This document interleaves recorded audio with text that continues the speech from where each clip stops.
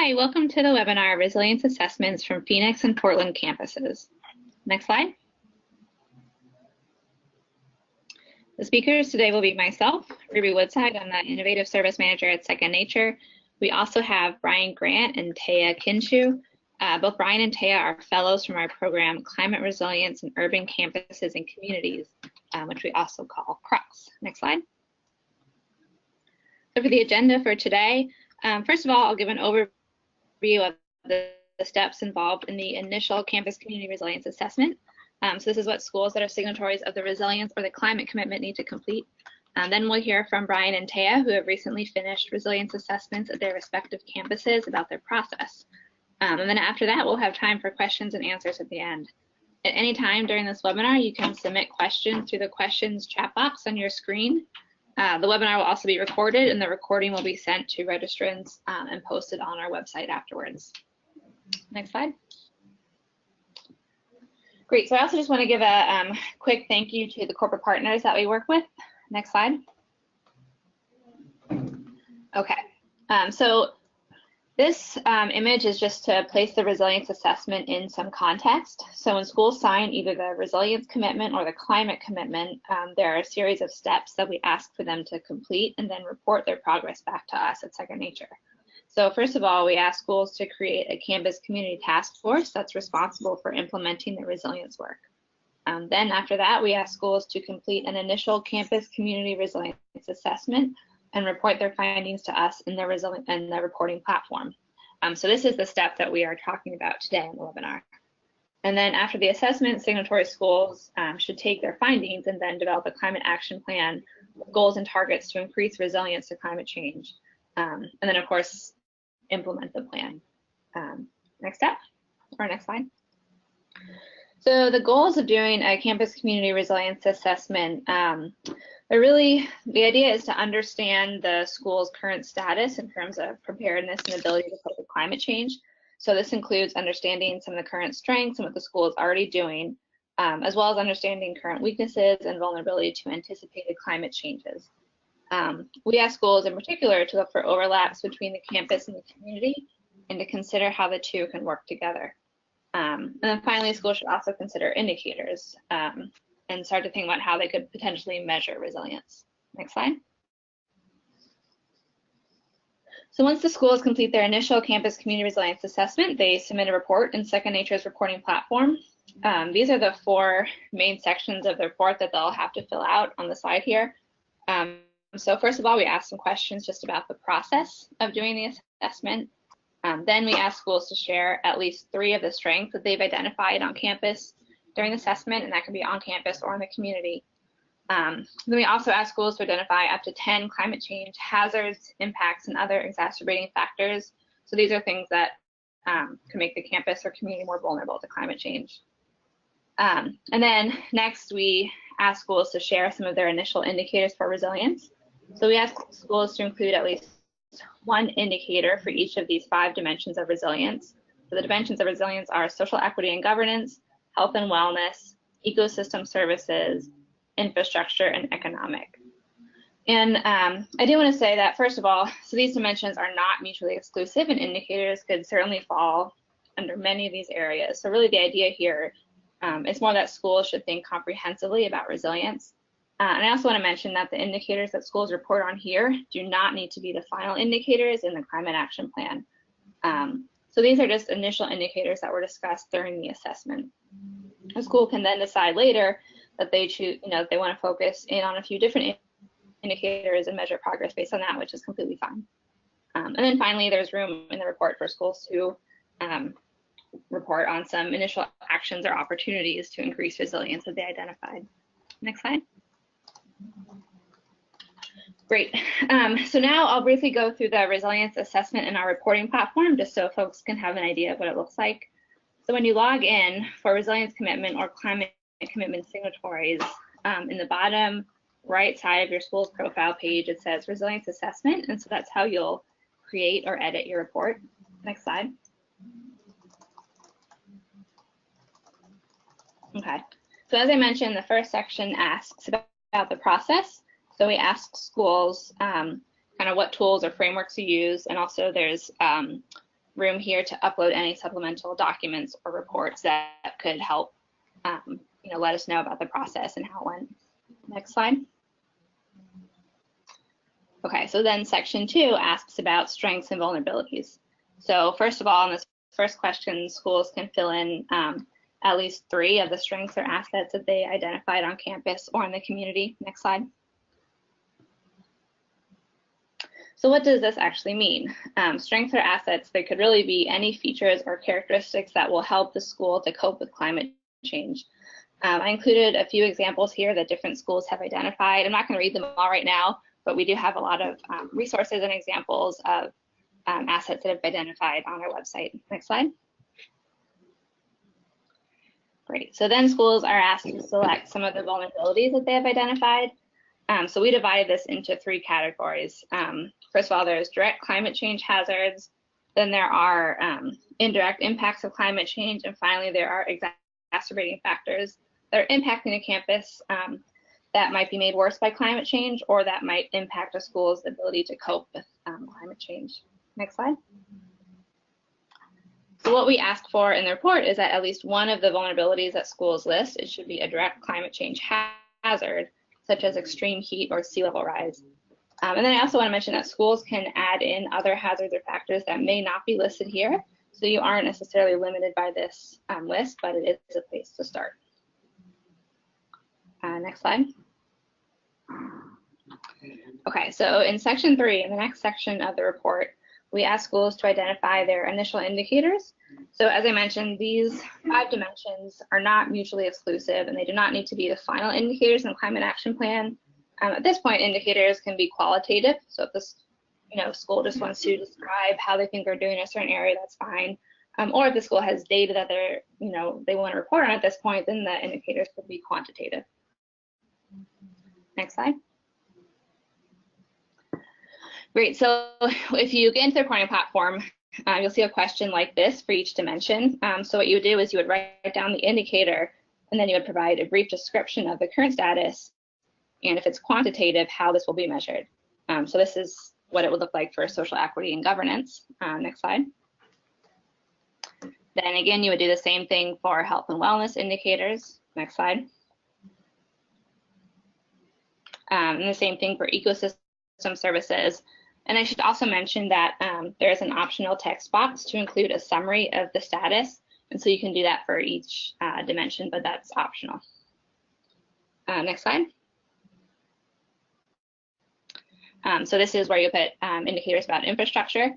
So really I think the goal here is for this to be flexible so that schools can use this to report on the process as it worked best for them. There's not kind of one way to do a resilience assessment that's going to fit every school. And so we're trying to reflect that in the questions that we ask in the report. Next slide. Okay, and so last of all, you would include some indicators on economic dimensions of resilience. Next slide. Okay, so the last section of the report is, again, a qualitative description of some of the initial opportunities that have been identified to increase resilience. So this is where schools could write in some actions that they've identified that could be taken to improve preparedness on campus and capacity to cope with climate change. So theoretically, this step here should help schools segue into the planning phase. And so then you would either save the report as a draft or submit it right now. Next slide. Okay, great. So that was a walkthrough of the resilience assessment report in the reporting platform. If you have any questions about this, you can email me. You're also always welcome to email reporting@secondnature for questions about the reporting platform. I will say that currently there are still some bugs in the resilience assessment, which we're aware of, and we're working on fixing that. So if you go into the reporting platform right now, you probably will not be able to save your report, but in the next couple weeks that should be resolved. So, and now you have an idea of what the report looks like. Next slide. Okay, great. So now we're going to hear a couple of examples from our CRUX program. So this is, as I mentioned in the beginning, it's called the Climate Resilience in Urban Campuses and Communities program. This is supported by the Kindschuh Foundation. So through this program, we've been working with campuses in Phoenix and Portland to create campus community task forces and also to complete resilience assessments. So how it works is that there's a state university and a 2-year institution in each city, and we also have a fellow in each city that's facilitating the process of working on resilience and doing that resilience assessment. So now we're going to hear from the fellows and how the process went. So with that, I will turn it over to Brian Grant, who is our fellow in Phoenix, to hear about his experience doing their resilience assessment. Thanks, Ruby. Hi, everybody. Hope you're all doing well today. So again, my name is Brian Grant. I am the CRUX Fellow for Phoenix, and I also work for State University's University Sustainability Practices Department. So they actually decided to match the grant and offer a paid position to do this resilience work. Part of that because they tried to do a vulnerabilities in 2012 with very limited success. Experience, they knew how intense this could potentially be and decided to offer a position. Next slide, please.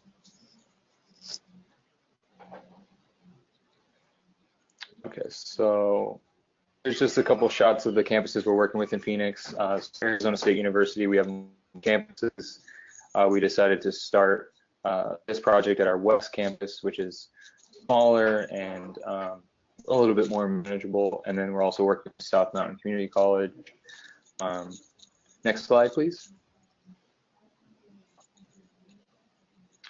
Oh, and my picture got a little weird, but tried to include pictures of the folks that are actually involved in our task force here. The steps for getting the task force set up was, oh, sorry, go back one slide. Thank you. So I came on the project a little bit late, and luckily the assistant director of our department had already compiled a list of stakeholders for the campus community task force. So that was fairly easy. I didn't have to do much work there. Basically, I just sent out emails to people trying to garner support.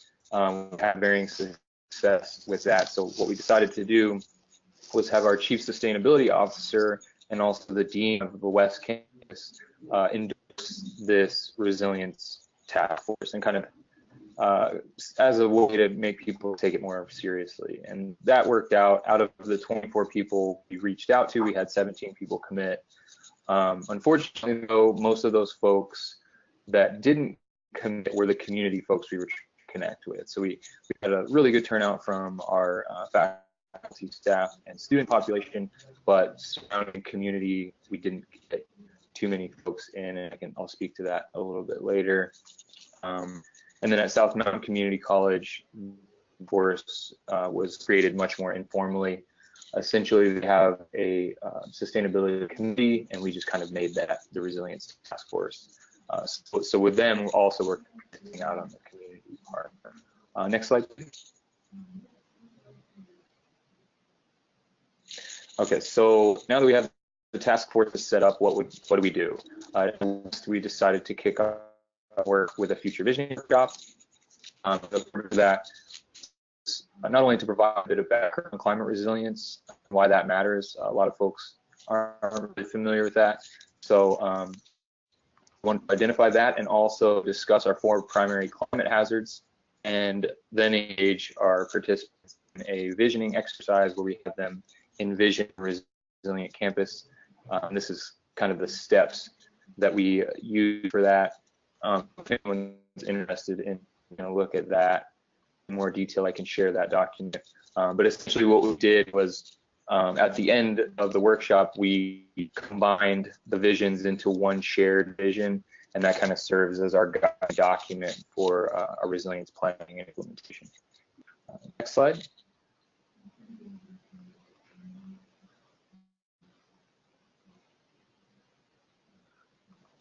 Okay, so like I mentioned, we had discussed 4 primary hazards in that workshop as well. So the way that we identified these hazards, we communicated with our Arizona State climatologist, who basically explained to us the most recent research, climate research surrounding the Phoenix area, and kind of told us, you know, this is really the four main things that we're looking at. And so that's extreme heat, pretty obvious for us here in the desert, changing precipitation patterns and drought, also pretty obvious for a desert. And then in Phoenix, we have these really heavy monsoon storms that are predicted to get worse, that cause a lot of flooding, and we get a ton of rain in a very short amount of time. And then also we have these very large dust storms that can cause all sorts of issues. So we took that to our task force and basically just kind of presented that to them, and everyone was pretty much in agreement that those were our four main hazards. And then so in the future visioning workshop, in order to make this resilience assessment more manageable, we decided to create a resilience matrix. And go next slide.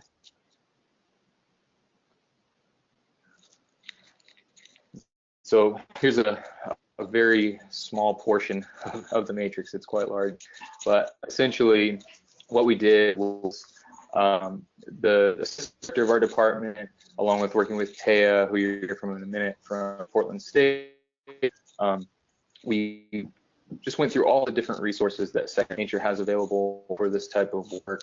And then we also reviewed some materials that we found on our own, such as the University of Washington's Preparing for Climate Change report and the EPA's Indicators and Methods for Constructing a U.S. Human Wellbeing Index, kind of a mouthful. Those were really helpful as well, and I can link people to those if they're interested. So we reviewed this work, and from there we decided to break this down into 3 sections. So section 1 looks at our 4 sectors, which we diverted from Second Nature's sectors a little. We have society and equity, infrastructure, environment, and mission service.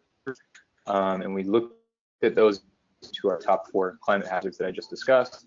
And then section 2 identifies our specific indicators and measures for each subsection or planning area. And then 3 provides adaptive capacities and vulnerabilities for each measure and assigns a priority on a 1 to 5, 1 being high priority. So things that have a 1 are things that we would look at when we step into the planning phase most closely. And so I should also say that while filling out this resilience matrix, essentially we developed it and we took it to the task force members and we said, hey, help us build this out. We did that over the course of 4 one-hour meetings, which was not enough time. So there's a lot of communicating back and forth via email as well. But in filling it out, we would also get a lot of suggestions and comments on indicators and measures as well. So we would take those into consideration, and we went through a number of iterations before settling on this current draft and approval from most of the task force on.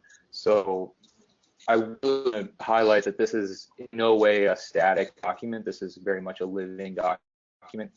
Indicators and measures are probably going to change from what we even have now, and continue to get updated as we work on this resilience work more, which is consistent with the whole notion of resilience, which is very much an adaptable and cooperative process. So, and so this resilience matrix, we are planning on making it publicly available very soon.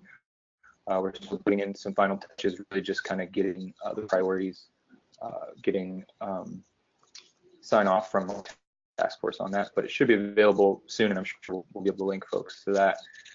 Next slide, please.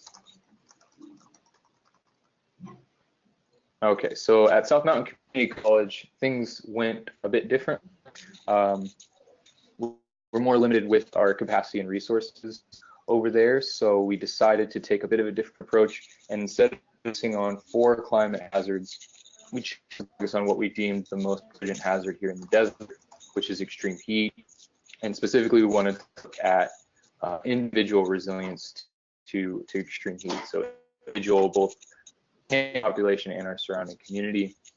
And just to give an idea of the demographics, this is a low-income area. So those are the populations that are going to be more vulnerable to these types of events.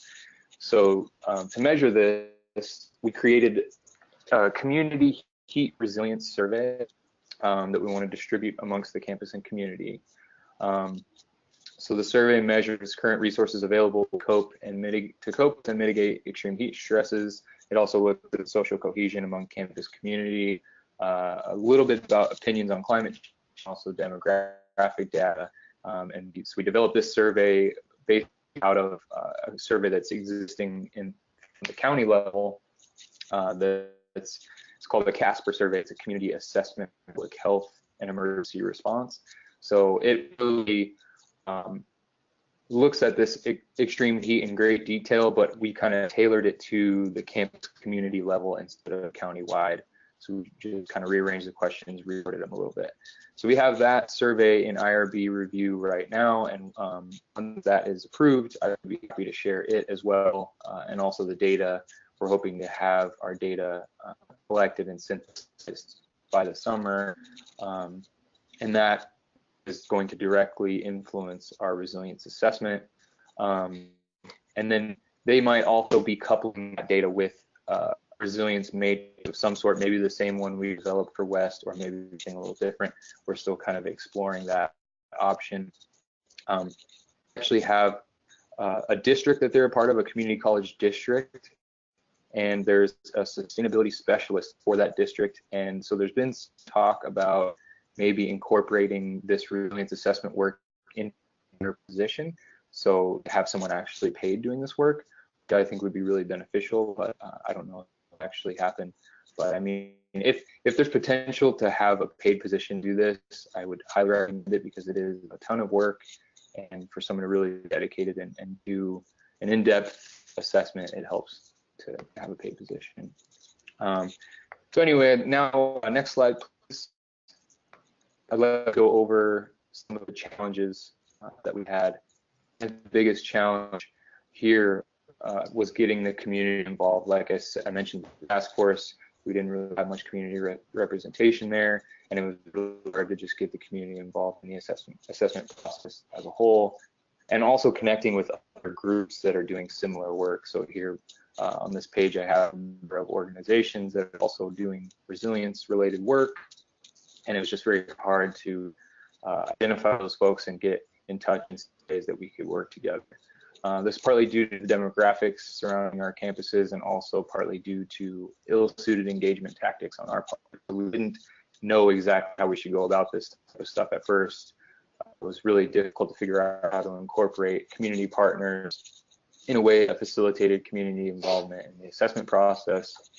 And so we're just now starting to figure out how we can actually do that. So at ASU, I will be staying on after the grant, doing resilience assessments at three of our other major campuses.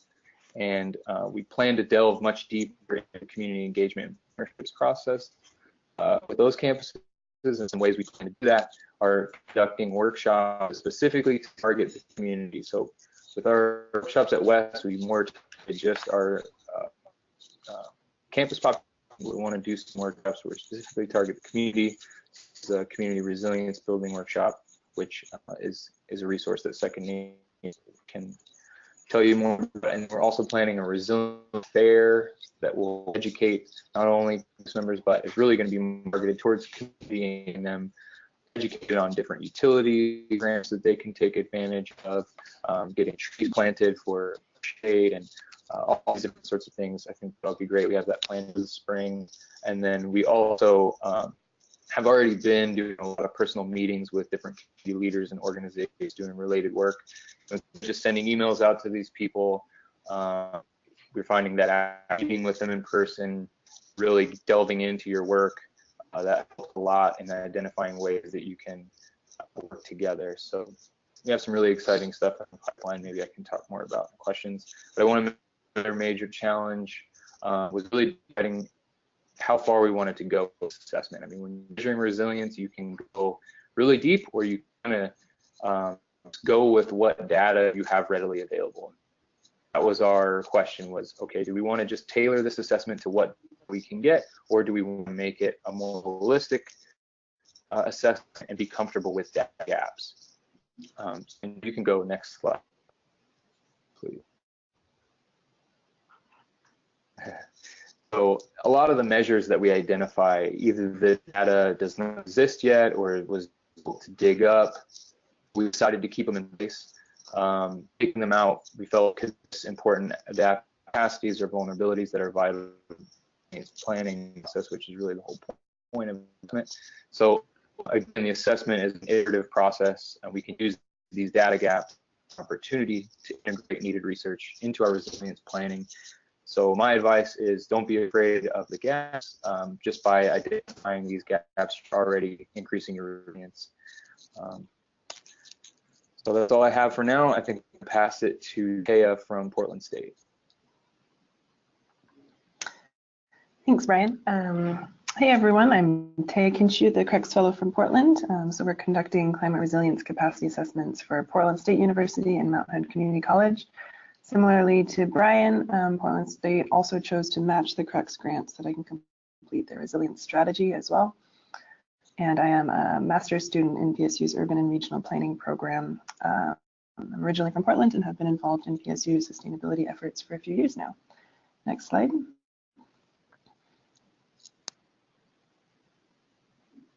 So for this pilot, campuses were selected based on involvement in Second Nature's climate commitments and presence on their board of directors. And the two campuses offer a really interesting contrast for approaching resilience.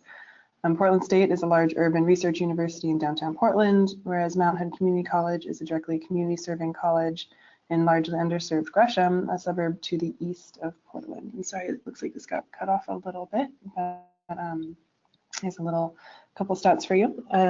So both campuses reach differently diverse communities, one focusing on international students and post-grad work downtown, whereas the other is an accessible community-serving college nestled in a beautiful natural area in the eastern edge of the Portland metro. Task force members and collaborators on both campuses include the Sandy River Basin Watershed Council, the Downtown Neighborhood Association, staff from emergency preparedness, facilities, operations, planning, and sustainability departments, and researchers and many others as well. And much of the early stages of this assessment process, as Brian was mentioning, was gathering these groups on their campuses to talk about the concept of resilience, the existing dynamics around organization and community reach for each campus, the identities and strengths of each campus, and building relationships and networks with these groups and others doing similar work throughout the community. City partnerships were also essential pieces of this process, with representatives from the City of Portland advising Portland State's task force and the City of Gresham advising Mount Hood's. Next slide. So in the Portland cluster, the resilience assessment process has been a great way to bring together so much of the good work already being done around climate at the city and campus levels. And with this past summer's heat, fires, and air quality issues, as well as a lot of increasing research projects and involvement in climate work, the timing for developing these assessments really couldn't be better. City partnerships have been essential in assessing risks, roles, and capacities of these campuses. And luckily, Portland has a long legacy of climate planning. A large part of this assessment has just been cataloging existing and ongoing efforts, which has been really more and more identified as very needed for both campuses. Just, talking about what is going on, publicizing what's going on, figuring out who is also doing similar work is massive. It's a large undertaking, but extremely useful. As you can see, Portland State University, it's that one on the lower right. Sorry, some of these got cropped off when we exported them. Portland State already has a climate action plan, and so now we're just looking at adaptation and resilience through this process.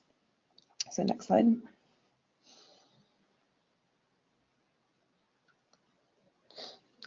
So while the Second Nature framework, which is on the left here, it really encourages iteration between the planning stages they recommend for their resilience planning framework. And we found the process to be even more integrated than their framework suggested. So when thinking about any one step, ideas for the others inevitably emerged.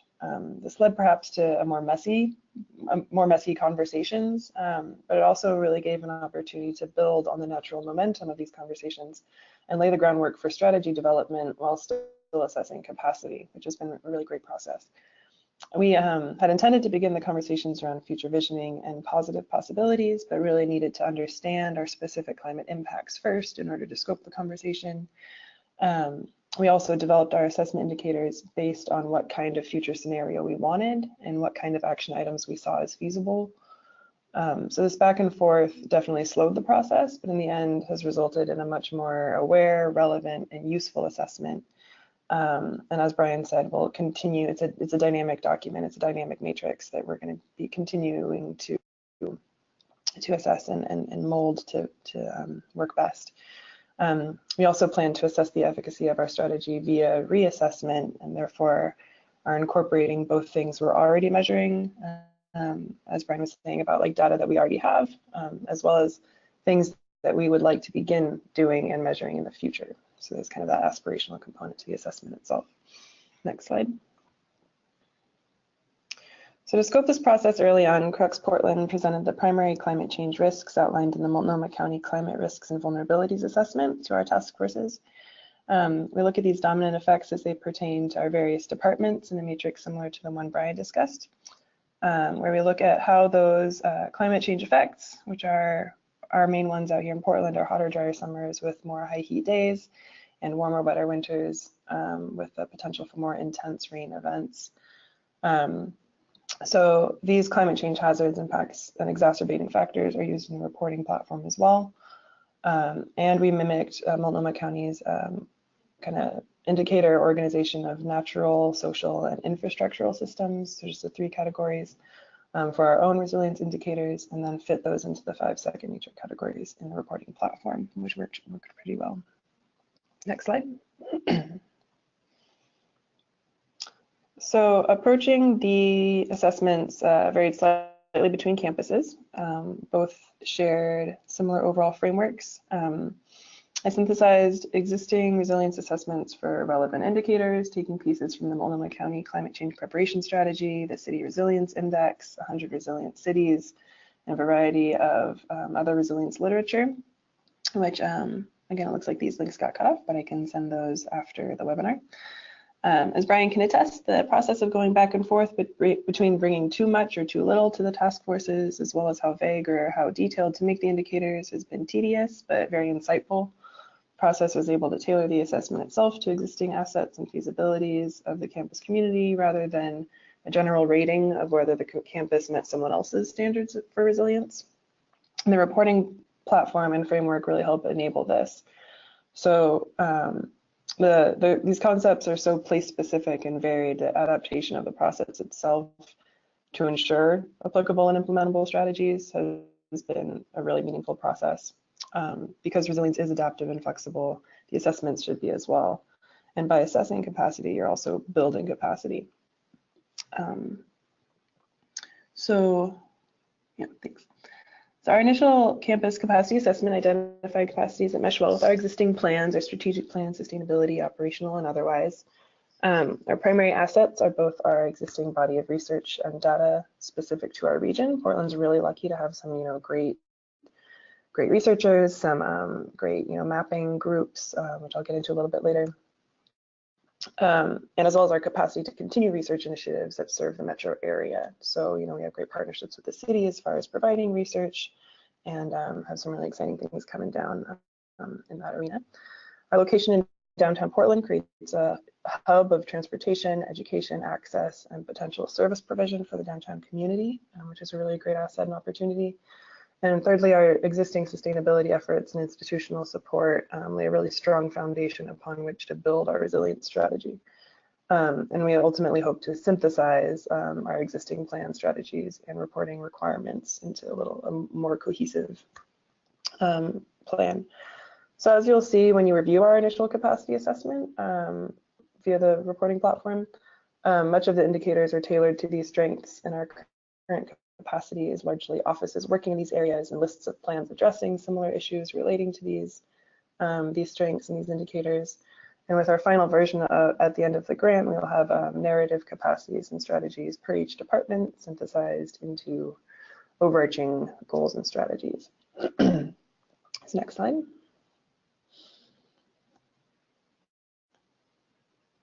So as mentioned before, the assessment has laid the foundation for really great relationships and collaborations. At this stage, Portland State's campus community structure has thus far identified data needs, redundancies with other work being done, a need to synthesize existing work and plans, and establish more effective communications platforms and data sharing. And we're also identifying ways to best harness the research and action capacities of the university for meaningful community gain. Current projects underway include a platform and service for community group data organization for organizations like the houseless advocacy group Street Roots, whose data process is really, I mean, outdated and inaccessible to other organizations, but fits their current staff capacity. So we're kind of working with them to figure out, how we can build their capacity, simplify their process, and make their data accessible for other organizations. We're also working on a climate risks visualization tool, which will be an update of the Climate Cope tool. Again, that link dropped off the end there, but climatecope.org is on the kind of current status of the Portland area's urban heat and social vulnerability indicators, and we're going to be updating that to expand it to the metro area and include some updated data from Portland State researchers, as well as some better quality air quality data. And we're also looking at putting together a resilience case study book that highlights the capacity of community groups doing work around resilience, whether climate related or not. So kind of looking at how other folks can use this concept of resilience, which is a really fun, interesting concept to work around with, and highlight, who else in the community is doing similar work. And that will be intended to be both, deliverable at the end, but really, again, the process is resilience building in itself. So these efforts and more seek to address the necessity of this communal action and really building upon one another's assets to confront these issues head on, and doing so strengthen the social fibers and thus the trust and efficacy, a lot of the social resilience itself of our community. So with that, I'll turn it back to Ruby and look forward to your questions and feedback. Great, thank you, Brian and Thea. Great, so next slide. So I just do want to mention that you can see copies of Arizona State University and Portland State University's resilience assessment. So it's not, as I mentioned before, there's still some bugs in their reporting platform, but we have a PDF copy of their resilience assessments, which are linked into the How to Conduct a Campus Community Resilience Assessment Guide. So I know that the link won't work on your screens here, but we can share the slides with all registrants for the webinar. And I just wanted to let folks know that if you go into this guidance document, it links to copies of these two resilience assessments. So you can see that, and hopefully folks will check it out, and it can be a helpful guide as you start to fill out your own resilience assessments. Great, so with that, we have plenty of time for questions. So if folks have questions, you can go ahead and enter them into the chat box on your screen. I'll start with a few questions that we have here. So let's see. Here's one for, I think both Brian and Thea can maybe speak to this, but what was the most helpful resource for developing the resilience assessments, or kind of as you were approaching this on your campus? So let's hear from Brian first. Yeah, so I think the most helpful resource was really dividing this up into a resilience matrix. And I mean, other campuses wouldn't necessarily have to do matrix, but some sort of chart where you can really break down your sectors. Because I mean, resilience, as we all know, is very broad and it can encompass really every system on campus. So it's really beneficial to figure out a way to break that down into basic structures that you can really work through and really think about, how what indicators and measures are really going to measure the resilience of your campus. So yeah, I think that was really helpful. And again, there's a number of great resources out there. There are folks doing vulnerability or capacity assessments that are completely relevant. And Second Nature has some of those, and if anyone else is interested in some others, I can suggest them as well. Great, thanks. Thea, were there any resources or tools that you found particularly helpful in getting this process started? Yeah, definitely. I think Second Nature's framework, as far as approaching it, like focusing on your assets to begin with, I think that's a really, really great way to do it. I know it was a little counterintuitive for some folks when you kind of automatically want to look at vulnerabilities, I think it makes like much more useful plans if you're like, let's build upon what we're already doing, because someone else is probably doing, you know, what we're not doing well. So, you know, don't reinvent the wheel, you know, focus on, you know, what you can do, what you can affect, and then find other people to help you do the work that you might be struggling with a bit more. So I think that overall framework worked really well. And again, you know, maintaining that flexibility and the iterative nature of that. On top of that, I'll echo what Brian said about the matrix. The City Resilience Index that by ARUP was extremely helpful for me in kind of those initial stages of picking your indicators. It was definitely one of the most comprehensive resilience indicators list I've found. And so a lot of that work was kind of pulling in all of those, just going through one by one, you know, yanking out what we think is useful to the campus scale and what's not, and then really adapting those to campus, to be campus specific. So City Resilience Index, as well as Brian and I went back and forth a lot, kind of sharing tools and processes and indicators, which was very helpful too. So having a partner, college or university, someone else that's also going through the process, you know, sharing resources back and forth, giving feedback, that is really, really an excellent resource if it's available to you. Great, and I think actually both mentioned this, but so Brian and Thea both use different forms of this capacity matrix that they created, and we'll be able to share that with folks in the network once they're kind of once they have it finalized. So that's something that schools can look at both as an example, and then, you know, possibly use the matrix as a template for, you know, what you do on your own campuses. So I did just want to mention that. Okay, so another question, how do you suggest dealing with multiple campuses in the reporting tool? So I guess schools that have multiple different campuses. And I know that's the case at ASU, and Ryan, it sounds like you guys just started with West Campus, and so maybe you can speak to that a little bit. But first, I will say that, you know, one thing you could certainly do if a school chooses to kind of take all of the campuses together at once as you're reporting, all of the, you know, the indicators, kind of all of the fields they're open. So, you know, as you're writing in an indicator, schools could specify, you know, well, we found this asset on this particular campus, or, you know, we found this weakness, you know, on this part of campus, and it may not apply to the whole school, but you could, you know, specify that as you're reporting. But yeah, but Brian, could you talk a little bit about kind of how ASU approached the different campuses and why you decided to just start with West Campus? Yeah, so ASU is very large. I think we have one of the highest student populations, like as far as all of our campuses go in the country. Some campuses are much larger than others, and so our West Campus is a little bit smaller than some of the other campuses, and there's also it's really clear boundaries. Like, it's not right in an urban area where there's like boundary issues with who owns what. So thinking about the resilience planning and implementation would probably be easier to do this because we own the entire property. So that was the thinking behind choosing West. But as far as rolling this out to the rest of the campuses, because we do plan on doing a resilience assessment for each campus, not like a campus or university-wide. The reason for that is there's just so many differences at our campuses, even if they aren't physically that far away from each other. Like, we find that there's a lot of differences, and one of the main ones I would say is the social cohesion or community cohesion piece. Like, for example, our Tempe campus, which is our main campus, it's been around the longest.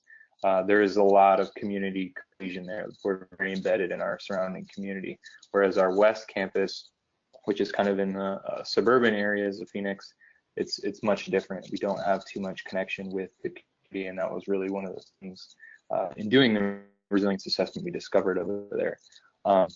But so as far as the process is going to these other campuses and doing this, as I was kind of mentioning, really want to get the community involved, and ways that we're thinking we can do that is by a series of workshops. So we have some resilience workshops coming up that will invite staff and faculty, but also we're trying to recruit folks from community organizations around our other campuses and get them involved. And so our first workshop in that series is going to be more of just an education on what climate resilience is, why it matters, why we're even bothering doing these assessments, and going over our hazards and things.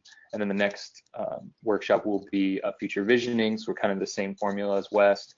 And then subsequent workshops will be more focused on backcasting to our current state, so where we're at now and what capacity and vulnerabilities we have. But we're really interested to see how the community identifies capacity and vulnerability versus the campus. So yeah, and I'm trying to think if I have anything else to add to that. I think that's it for now. Great, thank you. I'm going to move on to another question here about how much time was spent to complete these assessments. So maybe each fellow could say kind of, I guess, both how long from start to finish. So when did you start work, like really get going on this process? And then also, I guess, roughly how many hours per week, maybe how many hours you work per week. And I do want to mention that kind of these are two somewhat unique situations in that there's a fellow on each campus that's been hired specifically to work on this, and we realize that not all campuses are going to have that resource. So, it's certainly something to take into consideration when you're defining the boundaries of doing a resilience assessment is, what capacity does the school have to actually work on this, and how much staff time can be devoted to taking on climate resilience. But I guess I'll start with Thea. Could you just speak to a little bit kind of how long the process has taken so far and how much time you would estimate that you put into this? Yeah, sure. So as I said, yeah, I'm working 20 hours a week and have been since for about a year now with both campuses. And so it would really vary based on if you're just kind of trying to fill out your reporting platform, kind of if you have someone that does stars or is already doing, the climate action reporting, and you want them to just kind of pick some indicators based on other folks' assessments and then fill those in. That probably wouldn't take a whole lot of time in itself. But really, if you're trying to, build the task forces, build the relationships, and build the strategy component and be beginning those strategies, that's much more time consuming. It's hard to give an exact number because it'll vary so much by campuses, and because we are in kind of a unique situation here. I think as far as once our indicators were locked in, again, not locked in, I mean, they're all iterative, we're all still kind of adapting them. But once you kind of know what you're looking for, then it's just a matter of contacting relevant departments and then hosting meetings. Again, Brian said they did, I think it was 4 one-hour meetings. I know we've had a couple of those at Mount Hood Community College. We've had some at Portland State. We're going to continue to do more just to kind of get that operational capacity down. So that's really, sitting down with the folks from groundskeeping and maintenance for 2 hours to run through the natural systems resilience indicators, right? And then kind of following up later to clarify some details. But then also, we're looking to really delve into the social resilience pieces. So once we can have our operational resilience assessment, then we're going to be bringing that to the community and ask them, like, all right, how could this be useful to you? So then that's a whole nother process around workshops and integrating community comments and stuff. So I know that's pretty vague, but that's kind of the timeline that we've been working on. Again, I was hired as a fellow to do this work specifically for the 2 campuses part-time over about a year, but a lot of that was process development and tool development. And if you're kind of coming in with some of that done already, as we hope you can, based on the work that we've been able to fine tune a little bit, then I think it would go much quicker on other campuses. But also, if the whole climate discussion is very new to your campus, just kind of beginning that conversation might extend things as well. So I don't know how helpful that is as far as specificity, but that's some of the factors that we've been working with. Great, Brian, is there anything you want to add to that? Yeah, I say, so I mentioned it at the beginning, but I'm a graduate student in the School of Sustainability. We have a really good foundation in sustainability, which has helped a lot. And I was working as a part-time student on this job, or on this, so we're supposed to be 20 hours a week. Sometimes there were more than that, or less, kind of depending on due to factors, but really having our university sustainability department helped out so much, because I never was only me working on this. I had so many other people that were helping just facilitate this process and set this. Really the assistant director of our department, Corey, hockey, and in this just as much as I have. So yeah, it's hard to put an exact number on how many hours we put in this. I mean, I put 20 hours a week, but I feel like I was probably doing a little more than that, and Corey was also putting in a lot of hours as well. And I mean, also working with South Mountain Community too, so that, you know, that's to it as well. But yeah, it's definitely it can be a very time consuming. Yeah, and I'll say that as far as the timeline, or kind of the time frame that Second Nature suggests to schools when they sign the commitment, is that we say there's a year to complete the campus community resilience assessment.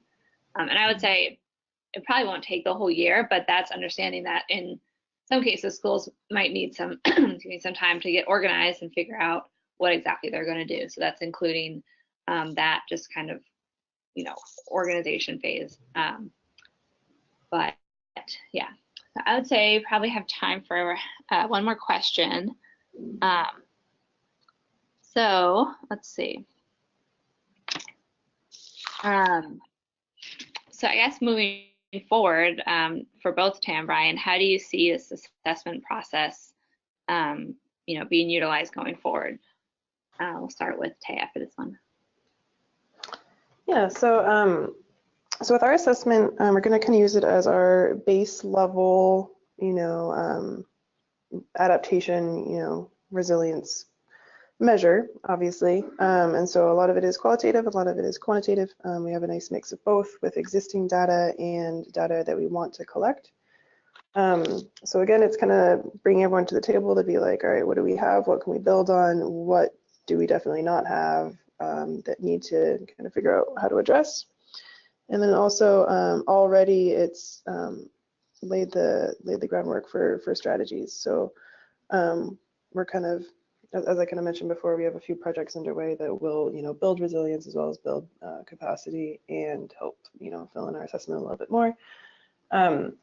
So we're kind of using it as both, you know, a measure, you know, to annually measure, you know, where we are as far as our capacity to, you know, withstand and thrive in these climate change effects, as well as having the assessment itself be a process that also builds resilience. I know there's a lot of different buzzwords in there, but that's kind of the way that we're approaching it. And so we're using the assessment to kind of lay the groundwork for our strategy, and then we'll use the assessment. Hopefully annually, we'll kind of see, you know, the feasibility with all the other reporting platforms and synthesizing different plans and all that kind of thing. We don't have that locked in, but yeah, continuing to assess and update strategies to keep doing the work. Great, thank you. Brian? Yeah, very similar. So the assessment process is more than just, you're doing more than just assessing, right? You're also informing your planning, and as we've said a million times, this is an iterative process. So, you know, you would continue monitoring, evaluating, assessing, and that's exactly what we plan to do at ASU. Like, and that's the reason why through the resilience assessment process, I would suggest focusing on really building relationships, because this isn't like you're going to fill out this assessment and then be done. You know, you need those relationships to continue working on this. And then I also wanted to highlight another reason why we see this happening, doing an assessment at each campus and just university-wide, is because when it comes to the planning stages, That can look very different at each individual campus. For example, at some campuses at ASU, we already have a lot of innovative technology going on, such as at the B campus. We have solar and just different renewable energy, wastewater treatment, things like that. Whereas at West Campus, we do have some solar, but we don't have any of these other things. So yeah, the planning process is probably going to look a lot different at each campus. Great, thank you. So we're out of time. So I just want to say, first of all, huge thank you to Brian and Thea for sharing your experiences today. And also thanks for everyone who joined the webinar. We will let you know when the recording is available on the website. In the meantime, again, you're always welcome to reach out with questions. Thanks, everyone. Thank you. Thank you.